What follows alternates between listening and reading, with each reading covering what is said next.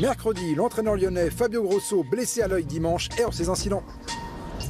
Et on n'a pas encore bien compris quelle journée on a passée, parce que j'espère qu'on ne doit pas attendre quelque chose encore plus grave pour prendre des décisions importantes. Jeudi, c'est le président de Lille, Olivier Létang, qui demandait des garanties en termes de sécurité avant de se déplacer samedi à Marseille. On ne va pas partir les yeux fermés en se disant que ça peut se reproduire. Action-réaction, puisque quelques heures plus tard, Lille publiait ce communiqué. On y apprend que la préfecture des Bouches-du-Rhône a donné pendant la sécurité des Lillois et des Lillois un dispositif qui, au passage, ne comprend pas les supporters du LOSC qui sont interdits de déplacement. Hier soir, les effectifs de police avaient été renforcés. Les Lillois sont arrivés sans problème à bord de 7 autocars. Un autocar de type grand tourisme de 57 places avec siège inclinable, réfrigérateur, reconnu pour sa mode et garant d'une sécurité optimale en toute situation. Et sinon, sportivement, Marseille a concédé le match nul 0-0 contre Lille. On est l'Olympique de Marseille, on ne peut pas se compter une certitude. On prétend être bien au-dessus dans le classement. On va l'être, j'en suis persuadé. Bref, les affaires courantes reprennent. Et désormais, les questions sont nombreuses. Le seul souci, c'est que maintenant, il faut répondre à ces questions. Et là, on se rend compte que ce n'est pas si évident que ça. Cantonetti, je fais appel à votre vécu et à tout ce que vous avez pu entendre cette semaine. Comment vous vous positionnez sur ce sujet-là? La première chose, je dirais, c'est qu'il ne faut pas stigmatiser Marseille de partout. Voilà, tout le monde les a, les énergumènes. Alors, il faut rester tranquille là-dessus. Et ensuite, la deuxième chose, c'est que c'est les autorités qui doivent régler ce problème-là. Le problème de violence, c'est pas le monde du football qui peut le régler. Je pense que quand il y a un caillassage de bus comme ça, c'est les autorités publiques qui doivent décision.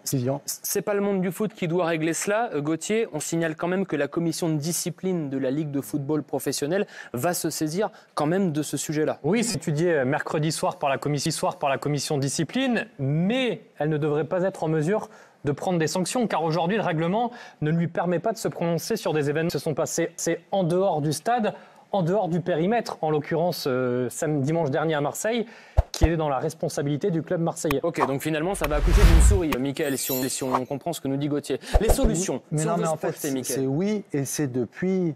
Moi, j'ai déjà connu ça. Il y a des matchs à l'extérieur, il fallait qu'on ferme les rideaux. Il y a 20 ans, il y a 25 ans, parce que potentiellement, on pouvait se faire caillasser. On s'est fait caillasser. Ça veut dire que depuis 20-25 ans, on n'avance pas. C'est pas un problème d'aujourd'hui, en fait. Okay. Donc, comment on avance? On avance, déjà, c'est en prenant la responsabilité. Et pas en disant que c'est tout le temps de la faute des autres. Donc, on a des personnes qui sont au pouvoir, qui doivent prendre la responsabilité. Se mettre tous autour de la table. Et quand je dis tous, c'est aussi les associations de supporters.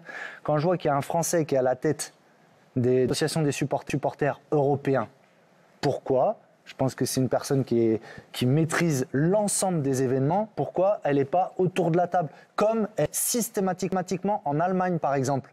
Elle fait toutes les réunions en Allemagne. Sauf que nous, non. Un coup, c'est politique. Un coup, c'est le foot. Un coup, c'est les pouvoirs publics. Tant qu'on ne mettra pas tout le monde autour de la table, et pour gérer les problèmes clairement. Vous pointez du doigt quelque chose de très juste, Philippe, c'est qu'on se renvoie là. Donc là, on parle de solutions, mais finalement, personne n'avance. On n'y arrive pas. Ça fait plusieurs années qu'en France... Il faut essayer pour y arriver. Bien sûr. Moi, je pense qu'il y a eu des tentatives, cette fameuse réunion. Mais essayer, ça se traduit par quoi, une fois de plus, Mickaël? Essayer, ça veut dire quoi? Identifier les fauteurs de troubles? On s'y prend comment? Est-ce qu'on sait qui ils sont? Comment ça se passe? Bah déjà, il faut qu'il y ait des lois de police. Comment on fait pour les autres? Il y a des lois qui existent. Et condamner peut-être plus sévèrement, tout simplement. Voilà. Il faut des sanctions individuelles aussi, plus que collectives, qui finalement, souvent, n'aboutissent à rien. Jean-Michel Aulas a eu une sortie là récemment dans la foulée de ses catastrophique. Il expliquait que Marseille pourrait, à ses yeux, avoir peut-être un match perdu. Parce que ça se passe à Marseille contre Lyon. Mais si à Lyon, il y a aussi des problèmes. Mais je ne pense pas que ce commentaire et son analyse auraient été la même chose si ça s'était passé à Lyon. Donc, moi, j'aimerais que, justement, des personnes qui ont cette dimension-là se disent collectivement, maintenant, on se met autour de la table. Fred, il l'a dit d'entrée, ça peut arriver partout.